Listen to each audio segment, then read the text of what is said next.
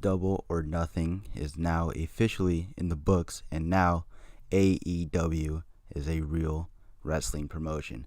Before, we've had all these memes and jokes and stuff from the haters and all that crap about the t-shirt company, AEW. They're just a t-shirt company. Well, now Double or Nothing's over. AEW just held their first event, and holy crap, what an event it was. I'm going to say a little bit of controversial things later on in a bit. There was a match I wasn't the biggest fan of that a lot of people loved, and a lot of people were going to hate me for it. But overall, I think the show was absolutely fantastic. And that ending, dude, honestly, it's really how you end it. And holy crap, they ended it well. They really, really did. I felt a level of fun and excitement that I haven't felt in a while with professional wrestling. And it genuinely made me excited for the future of not only AEW, not only just like WWE, but like the future of wrestling. Cause I was born literally Vince bought WCW in either March or April. I was born in 2001 March. I was born either the same month or the month before WCW closed. I never got to experience having two major companies. I've never gone through that myself. Like, the Monday Night Wars. I hear all kinds of great stuff and how amazing it was. But me, as a younger fan, and like a bunch of other younger fans, we never got to experience it. And just the prospect of repeating that or just doing something different and having another company that is on the same level, if not better than the WWE, and I'm not even saying financially. I'm just talking about in terms of the quality. And the competition for talent, because holy crap, they sure scored a big one. And it's just, that's such an exciting prospect, and it's something every wrestling fan should be excited for. It really is. It's something I personally am really excited for. It's like I said, it's just exciting that I might be able to have a Monday Night Wars, not necessarily Monday Night Wars because they're not going to be running on Mondays, but I'm going to be able to experience two major companies in the U.S. competing for against each other, and that's going to be awesome, man. It's something that hasn't been around in 20 years, or like almost 20 years, and it's just really cool, man. But anyways, we're gonna get right into this review of the show with the Casino Battle Royale on the buy-in pre-show. Now, the Casino Battle Royale, I unfortunately missed a large part of this. I only got to hear like the last 5 minutes, honestly, because of I was at work. I was at work during the time, and what I basically did was I had it on in the background, and I just heard the commentary during the match, just for the last few bit. So I missed a large portion of this, which sucks. And these matches, I'm not going to go into depth into like how the matches were. I'll just say I'm not going to go into depth move by move, because I'm sure you guys have seen it. You guys know. And I'm just going to talk about like what I like, what I didn't like, and the prospects of the future. That's the future. This is the beginning point, and this sets up everything for the future. So that's going to be what I really want to focus on. And anyways, I don't know why I haven't mentioned this yet. We're about 3.5 minutes in. My name is Mystic. I am the host of this here podcast, Elite Era Podcast. The Elite Era Podcast, which now, if you couldn't put that together before, I named this podcast after the Elite and All Elite Wrestling because I got inspired from this other podcast that I listen to called the Attitude Era Podcast, and those are a bunch of lads because they're British. Those are a bunch of dudes who grew up during the Attitude Era, and that was their era, and now and they were like my age. So now this is my era. I get to grow up during the Elite Era. So that's basically why I named this the Elite Era Podcast. This is the era we're currently living in, and this is the era that I'm growing up in as a, I guess adult now, but young adult basically. So that's where the name came from. And might as well, just, if you like this video, whatever, leave a like down there, subscribe, whatever, for more content. Gonna be back in a few months for that Chicago show, All Out, and then when TV drops, maybe I'll do the weekly TV reviews. I'm really looking forward to that. But anyways, back to this match, the Casino Battle Royale. I saw a little bit of highlights and stuff on Twitter. It looked really fun. In the end, Hangman was lucky number 21. He came out and he won last eliminated MJF, I believe. Hangman wins, and now he is number one contender for the AEW Wrestling World Heavyweight Championship, which is actually something that I was actually really, really hoping, because Hangman Page, I think he is the future of this company. I think Hangman Page is going to be the first champion. I think he's gonna carry. He's gonna represent everything AEW should be, which is something new, something different, and it's just he's such a star. Just everything about him, the way he carries himself, his look, his presence, just everything about Hangman Page just screams champion to me. It screams face of the company, along with some other guys that we'll get into. But yeah, that was a pretty fun match from what I saw. And then another match I did see was Kip Sabian and Sammy Guevara. It was the other match on the pre-show buy-in, and this was actually a really pretty entertaining match. Also, another thing I have to stress here, I am mostly a WWE fan. I always have, I probably always will be, and for many, like I'd say 95% of the roster that was competed on this match, this is the first time I've ever seen them wrestle. So I am brand new. This is like something, that's another thing why I'm excited for this, is because this is something I don't know of and I'm learning for the first time. So, pardon me if I get some things wrong and stuff, or if I just don't know the importance of something in a match because I just don't know the story behind it or something like that. But yeah, this is my first time with experiencing a lot of these people, and two of those are Kip Sabian and Sammy Guevara. I thought they had a pretty decent match. It was alright. Sammy Guevara did hit this really cool shooting star press off the apron onto Kip Sabian, who was like hung over the barricade. I thought that was really cool. Kip Sabian got the win. I'm not really too sure where this goes. They've said AEW means a lot. Wins and losses mean a lot in AEW, according to Tony Khan, and Kip Sabian picked up a win here, and he seems like this was a good match, but this seems like a good middle of the card couple of guys. Just by looking at these guys and their position on the card here tonight, this seems like a mid card picture, and if this is a mid card picture, that's fine because these are two. They put on a good match, and this would be awesome for the mid card. So we'll see where that goes. And next up, opening the main pay-per-view, the main Double or Nothing card, we had SCU against the Strong Hearts from OWE. I believe it is a promotion in China that AEW is partnered with. SCU, like I said, dude, I've never seen any of their matches. I've seen some clips of Christopher Daniels before, but I've never seen like a full match of those three. And they actually really impressed me today, especially Scorpio Sky. Man, the stuff that guy did. And speaking of impressive, holy crap, those dudes from China, they are not playing around. The Strong Hearts, I was really, really impressed. This was a fantastic opener. And then something that really excited me was these guys from China, they're a style that I've never been exposed to. They're people that I've never been exposed to. And it was just something new and something fresh. And I thought personally it was a really good way to kick off the show. They just impressed me overall. Really, really impressive. Just the stuff they did in that match, the athleticism, the hard hitting style. It was fantastic. It was a fantastic match, and I loved how they worked as a team. That's just something I think we miss a little bit in WWE on the main roster. I think we don't get to see tag teams be a proper tag team.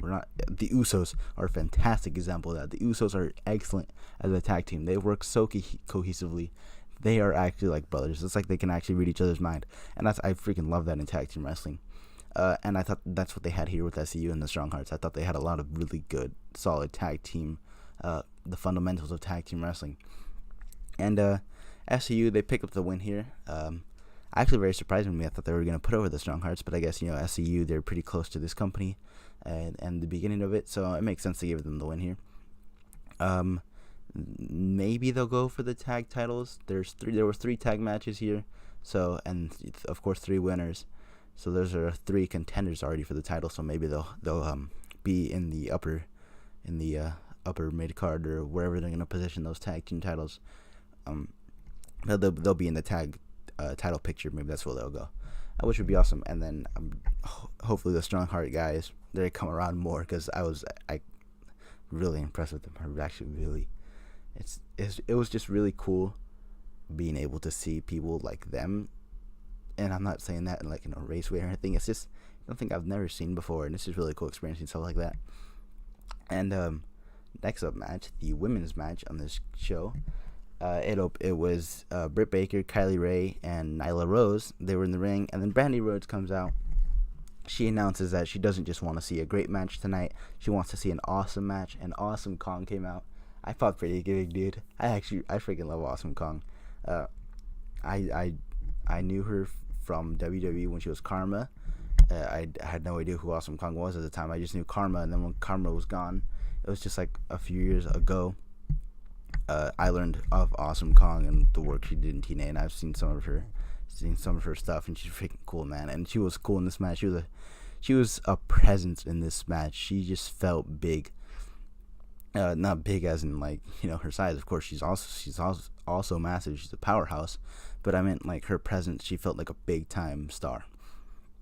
And this match was pretty fun too. And I think Britt Baker won this match, and my favorite parts of the match personally were the exchanges between Britt Baker and Kylie Ray. Awesome Kong and Nyla Rose being the two big powerhouses, they just came in with their big spots and stuff, and they're really cool. But Britt Baker and Kylie Ray, the exchanges these two had, I thought was some really good stuff. It was really good wrestling, just wrestling in general, not even women's wrestling. And Britt Baker defeated Kylie Ray with I think it was some kind of drop on her knee or something like that.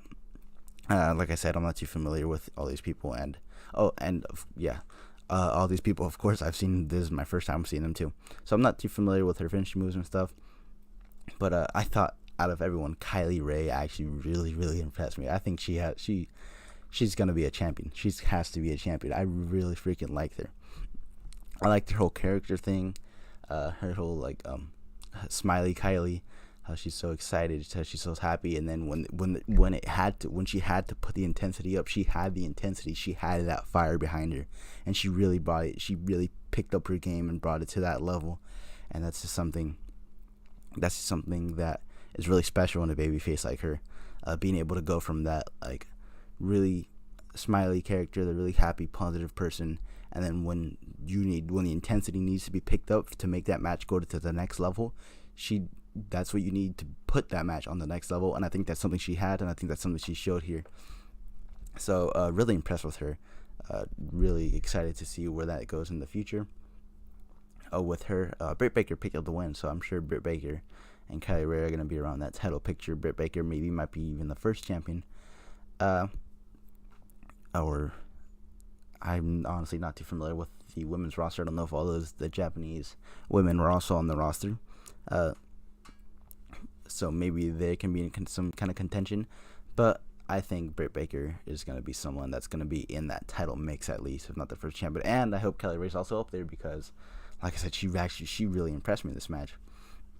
Now, unfortunately, the next thing we had the best. Unfortunately, not it was bad or anything, but I'll explain here. The best friends defeated Angelico and Jack Evans. I unfortunately didn't get to see this match except the bit at the end.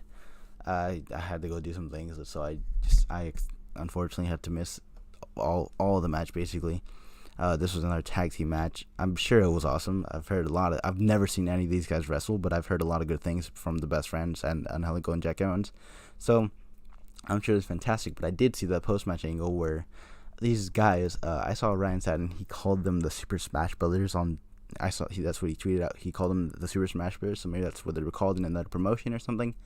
But it was just like these like gang. It was like 10 of them or so of like masked figures with their one leader, and then they just beat everyone up. And then they made like themselves a human throne, and their leader just sat there on a throne made of the other guys.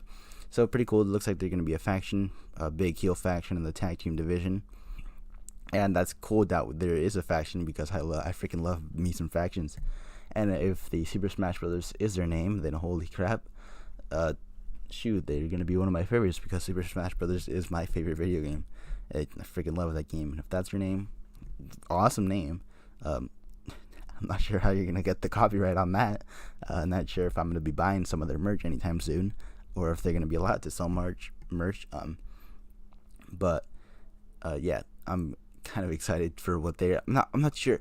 I can't really say I'm excited because it's something unknown, and I'm just excited for the unknown. I don't know what they're gonna do. I don't know what they're about, but just like looking at them being a big gang of these Max dudes. It seems like something that could be fun, something more on the comedic side, and that just could be fun. Which is, you always need that in your show. Not everything has to be serious. I love me some comedic wrestling. I love that in my shows. I think you need a fair balance of everything. You can't just have one thing. And then next up, we had the Japanese women's 6-woman tag match. This match was really exciting for me because I was unfamiliar with any of these women. I'm unfamiliar with the style of Japanese women's wrestling. I've never seen a Japanese women's match, unless you want to count like the women in NXT and the WWE and stuff, which I'm not going to count those because it's not the same thing. So this was something that was brand new to me, and I thought they actually knocked it out of the park. I really liked, bear with me as I try to pronounce these names, the first team of Hikaru Shida, Riho, and Ryu Mizunama. Like I said, sorry, I'm not familiar with these people, so I apologize if I mispronounce their names. But of those three, Ryo, I think, I think they mentioned on commentary that she was just 21. She was really impressive, and also the other woman on the other match, the other three women were Aja Kong, Yuka Sakazaki, and Imai Sakura. One of them, the one with the orange pants and like the greenish hair, I thought she was I really liked her fire in this match. I thought she was really cool. And one thing I just touched on a bit there was the commentary. And there's one thing I want to talk about was like the production and the feel of this show, which I think is something really important to talk about because this is their inaugural show, and it's going to probably represent what they do in the future. And I thought the commentary was one-sided on Excalibur's side. I think Excalibur is like one of the best commentators. He really is. I thought that Alex guy, he didn't really add much, but he wasn't like a bother or anything. I hardly noticed he was talking. For real, I can't think of a single thing he said, honestly. And then we had Jim Ross. Jim Ross, I did tweet out, I hope Jim Ross retires from commentary. I don't really think that, but Jim Ross was like really hit or miss, and he was more miss here, man. I don't know, maybe they should get some new blood in there, but for the majority of commentary, I thought he was actually pretty bad.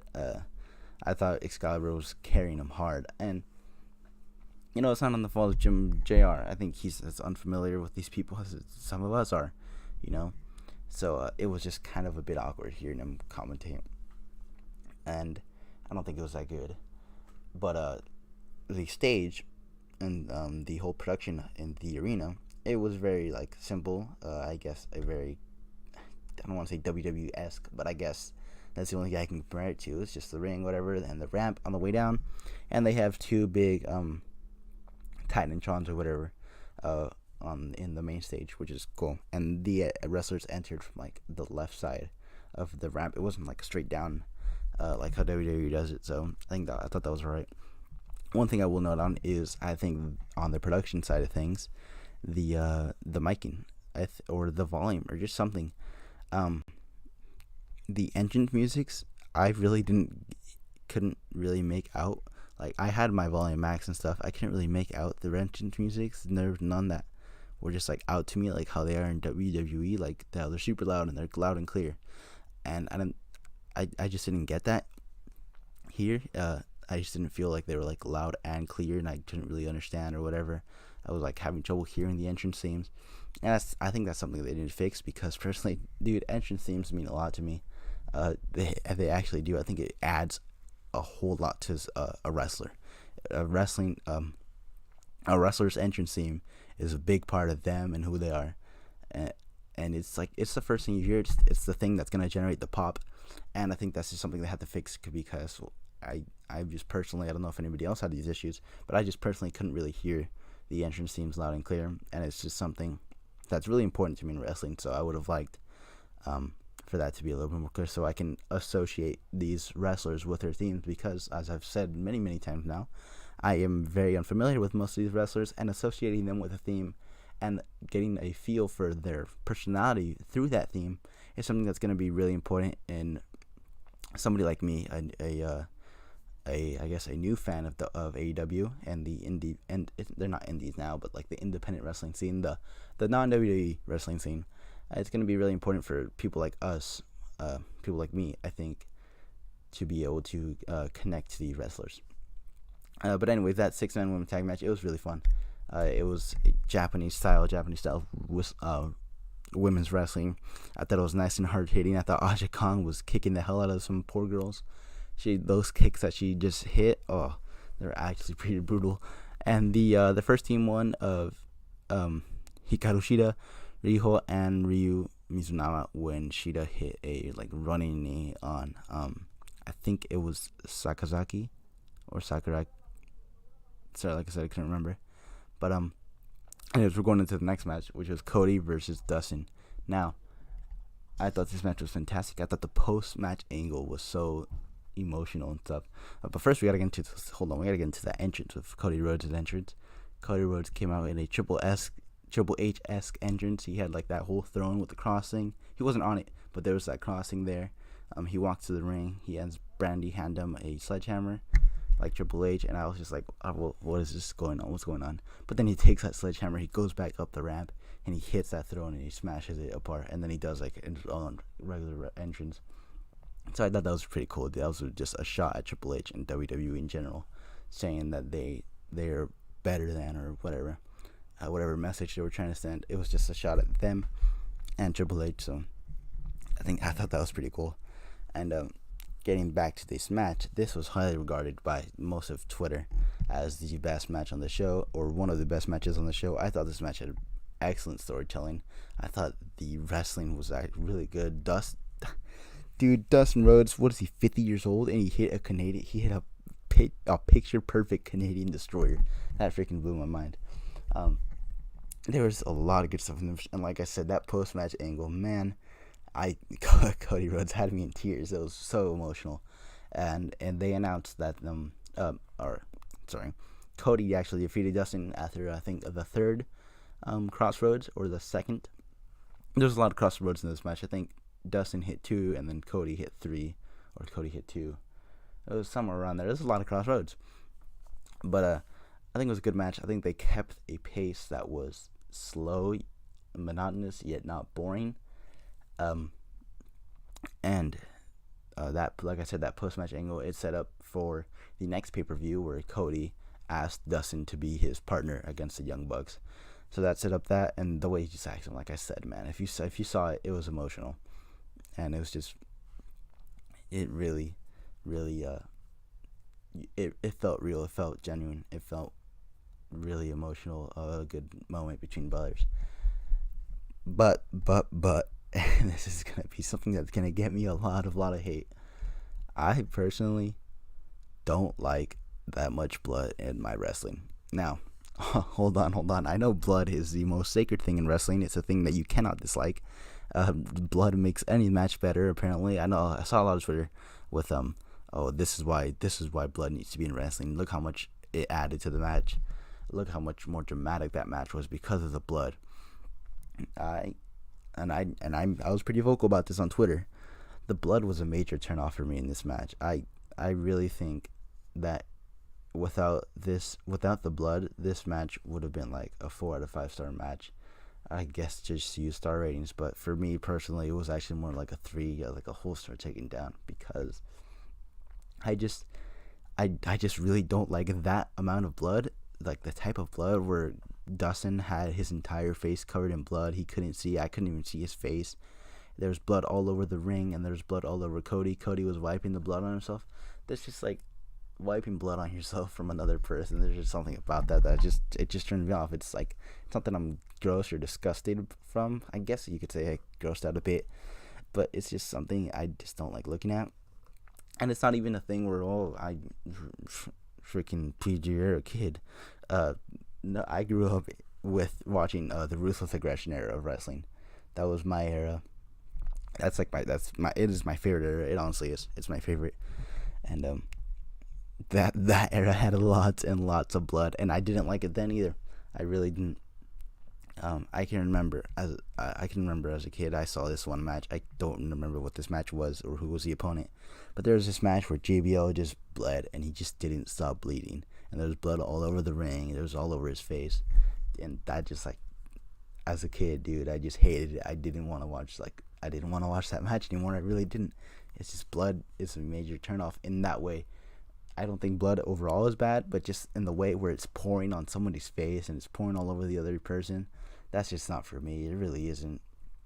I just can't help to feel like it's something unsanitary, I guess is the word I'm looking for. It just looks gross to see people rolling around in blood and somebody else's blood. It just doesn't sit right with me. That's just me though.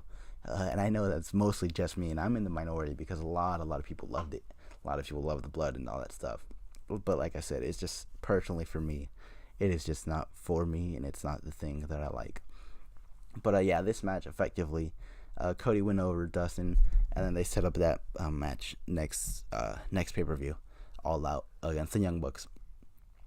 Next up, we had a segment where Bret Hart introduces the AEW title. Now, one of the small criticisms I guess I would have of this pay-per-view, it was I didn't get the sense of they were trying to be massively more different than the WWE, because that's their whole thing. We're an alternative. We're gonna bring something to wrestling that we've never had before.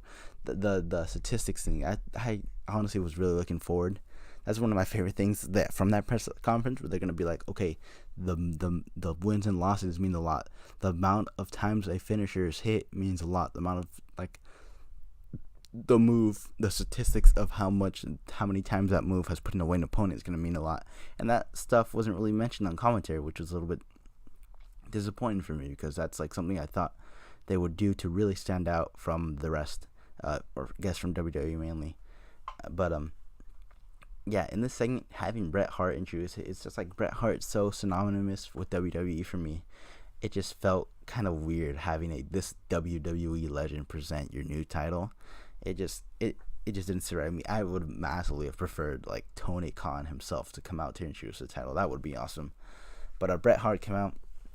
He introduced Hangman. Hangman came down, and then MJF came down. For some reason, he started talking smack. Dude, MJF, that dude.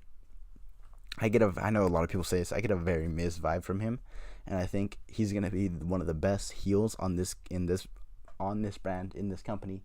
He's gonna be one of the best heels. I really see him. Right now, I see him like as an upper mid card, but I think in a few months, or give or take, or maybe even a year, or once that weekly TV comes around, I think he's gonna be elevated up to the main event, the title picture, and that's something I think he's good for, because Jesus Christ, his promos are actually fantastic. But he came out just to talk smack to a Hangman, and then Jungle Boy came out, and then Jimmy Havoc came out, and they just surrounded him and they beat him up around the arena. And then it was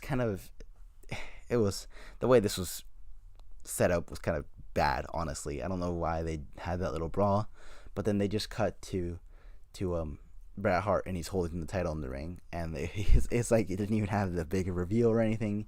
He's just holding the title in the ring, and then it takes like 5 seconds before the camera actually gets a good shot of the title. It was just like the side plates we were seeing, but then it gets a good shot at the title. Good looking title. It's a really good looking title. It's all gold, AEW logo in the middle. Great looking title. It doesn't look like a toy. It looks like something prestigious that is going to be fought over by the best wrestlers in the world. So that's really good, especially with the 24/7 title being introduced. That's really fun, but it just looks like garbage. It really does. But now to the semi-main event, or the second to last match on this card. We had the Young Bucks defeating the Lucha Bros in my match of the night, because holy crap, I've never seen the Lucha Brothers wrestle, and I've seen the Young Bucks only ever wrestle once, and I really didn't know what they were about. This match was high paced from start to finish. The only one thing I have criticism is I thought the match should have ended like 3 or 4 times. I was like, okay, this has to be it. Oh wait, they kicked out. Okay, now this has to be it. Oh wait, they still kicked out.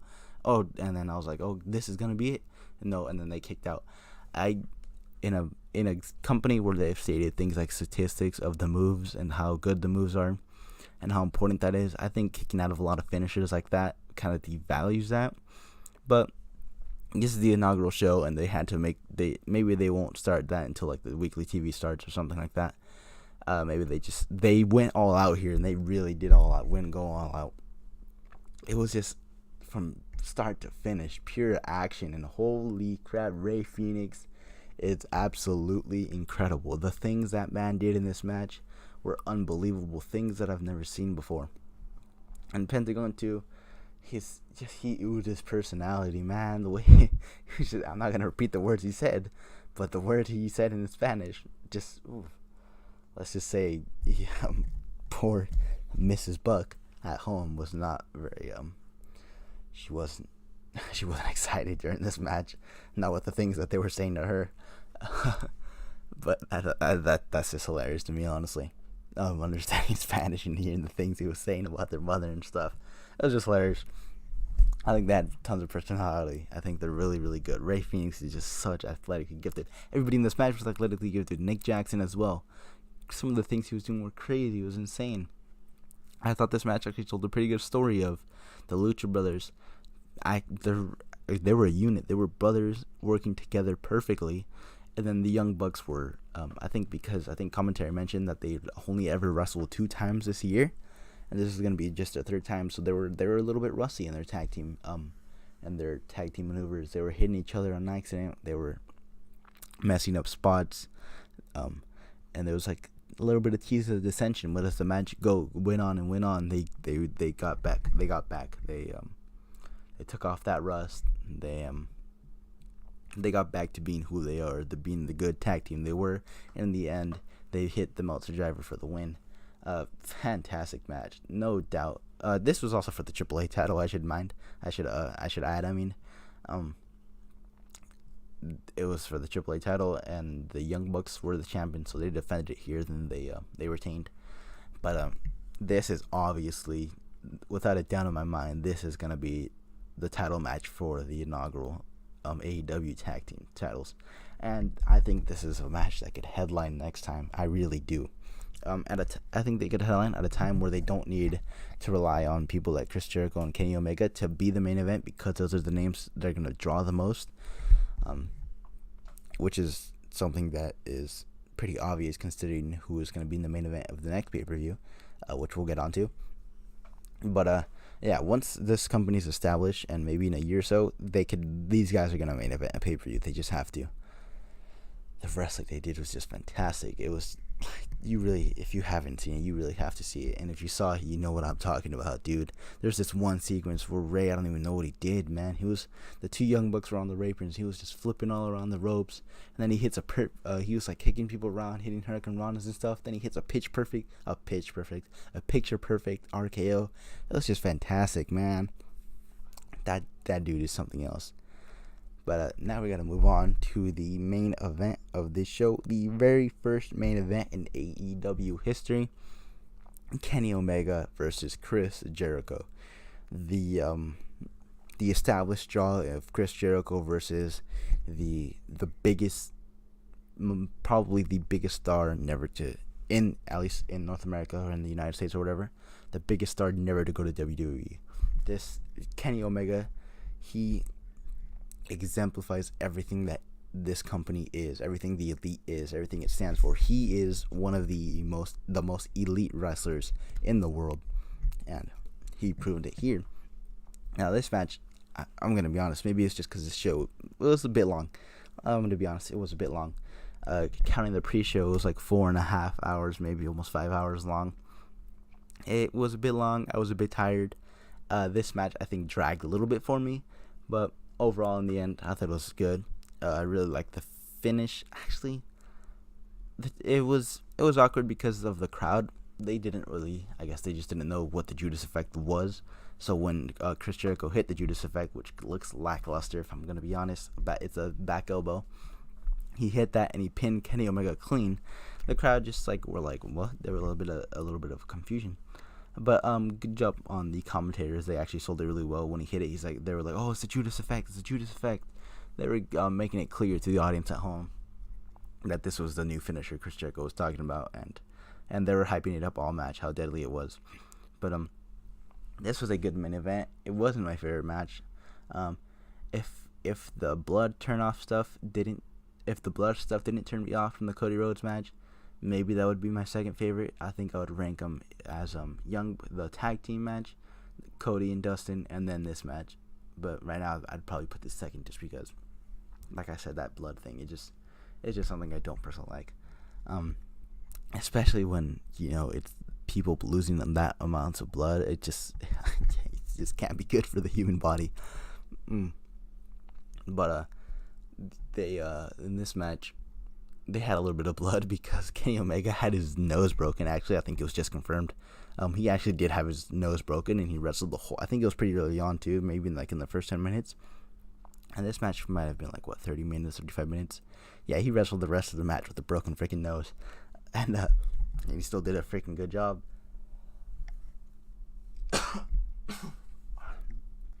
Sorry about that one, but yeah, he did a freaking good job carrying. I don't want to say carrying. Chris Jericho held his own, man. Chris Jericho really did hold his own here. An awkward looking moonsault, lion salt here, but overall he did really good. But what really is important was Chris Jericho defeats Kenny Omega. Now he's going to the main event of the next pay-per-view. Chris Jericho versus Hangman Page at All Out to become the inaugural champion of AEW. I have all my money on Hangman Page. I am so glad that Chris Jericho won here because I think Hangman has even a bigger chance of winning. I don't know if they want to put their very first belt on Chris Jericho. I don't know if they want to do something like that. But and I think it makes all the sense in the world to put it on Hangman Page. So I'm really excited for that personally. But Chris Jericho celebrating in the ring. And who comes out of the crowd? Now this.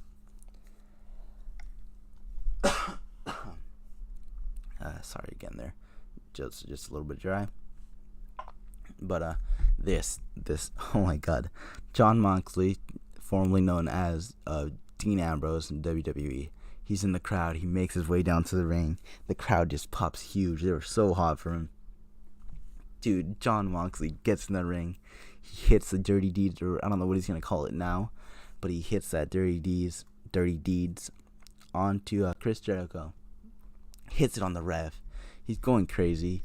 It was just so fun and chaotic and exciting, honestly. It just felt really cool.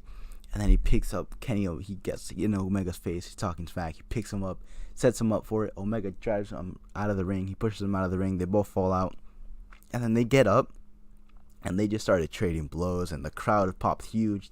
I popped huge. That moment just felt so good and so special. It really did. It felt so fun. And I think fun is one of the things we've been missing a bit in wrestling in recent memory. Like the Kofi and Daniel storyline was awesome, and I really loved it. I actually really loved that WrestleMania match and the whole story of Kofi, and I thought it was really emotional and good. But this was just something that I wasn't around back then, but this is something that I feel like would be similar to The Rock and Austin going at it. That's just the way it felt to me. Jon Moxley and Kenny Omega. This is something I didn't know. I honestly didn't know I wanted, but it's all I'm thinking of now. This is going to be, if Chris Jericho and Hangman Page weren't already fighting over it, I would want this to be over the title. And I think these two are going to have that match at the next pay-per-view, and it's going to be just freaking awesome. Jon Moxley, dude. Dean Ambrose was my favorite member of the Shield, and I love just the wackiness. I guess not the wackies, the lunacy of him. The what do they call what's his face? Pillman, Brian Pillman. What was his? The loose cannon. That's what that was his nickname thing. The loose cannon type of characters. I just freaking love those, man. They're just so fun and they're so cool and fun. And that's what Dean Ambrose is. And hopefully he gets to shine a lot more of his personality and his creativity in this company, which I'm sure they will let him. And that's just going to be dope. But they just brawled around the arena. They got onto the chips. He hits the dirty deeds onto the chips that they had a set of chips on the stage. He hits that, and then he hits an attitude adjustment-esque thing off the chips onto this metal thing on the floor that Omega goes into, and he dents it, and that's just the way they end the show. And it was really cool having a big surprise like that, and a surprise that I think was maybe it was needed to get the headlines, but I think it's needed to revitalize wrestling in general, the whole wrestling business in general. It just felt so exciting to see him there, and it just made me so excited for the future of this company. And dude, hopefully this does something to WWE. Hopefully Vince has to, hopefully Vince isn't that stupid and dense, and he just keeps going with the crappy product that he's been producing for months now, maybe even years, we could say. Maybe he just finally stops being so dumb and stops giving everybody a crappy product, and maybe this just freaking gives him a kick in the butt or whatever, and he just picks up his game, and we can have Raw and SmackDown be awesome as well as AEW. That's the ideal world, honestly. It really is, because I still love the WWE, man. As great as AEW is gonna be, which I'm sure it will be, I don't think anybody will top the WWE for me, just because of how personal it is to me. It's not just a form of entertainment for me. It's shaped my life. It really has. So I'm not like trying to replace it with AEW. I just really hope the two of them can rise together and both become great, and just have two really good companies to choose from, and we can enjoy both. But yeah, that's just something that AEW just brought, and with Jon Moxley coming in, it's just super exciting for me, especially because I was such a fan of the guy. And it's a big get for AEW. This is one of the WWE's biggest stars in the last 5 years. All three of the Shield members. Basically, the last 5 years have basically been about the story of the Shield and Brock Lesnar. Those four people have been at the top of the card from beginning to end, and now AEW has one of them, and it's just insane to think about. And it's just, I just, words can't explain it. The words I gotta say to finish this off: AEW Double or Nothing, awesome show, makes me really excited for the future. Jon Moxley, easily my favorite part of the thing. Young Bucks, my favorite, versus Lucha Bros, my favorite match. This company is going to be successful, I believe. That's something I truly believe in. I'm very, very looking forward to really looking forward to their TV stuff. And I really, honestly hope that this is going to bring back the Monday Night War era, I guess to say, of competition, healthy competition, where both parties become fantastic and they just help each other grow. And hopefully this makes wrestling cool again, because wrestling just, even when it's really good, wrestling right now is just uncool. It just is. And AEW, I believe, is something that can bring it up to that level, to make wrestling cool again. So anyways, I guess just those are my thoughts on this. If you guys want to leave your thoughts down there in the comment section or whatever, hit me up on Twitter at @TheMysticSSJ. That's my Twitter handle.